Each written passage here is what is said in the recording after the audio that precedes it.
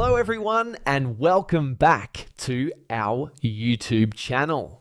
In this video, I'm going to show you how to fix AR Drawing app not working.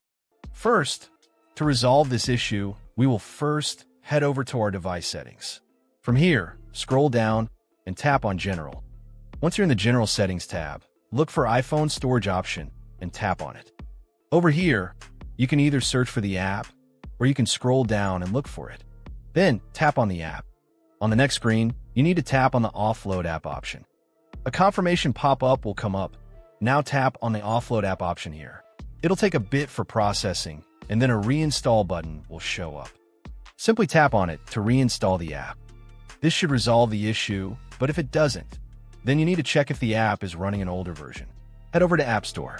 From here, double tap on this search icon in the bottom right corner, and then search for the app. Once the app comes up in the search result, and if you see this update button right next to the app, simply tap on it to make sure you're running the latest version of the app. However, if you continue to encounter this issue, then you will need to completely reinstall the app, which usually resolves the problem. Head over to this screen the way we did before, and over here, tap on the Delete App option here to uninstall the app from your device. A confirmation pop-up will come up.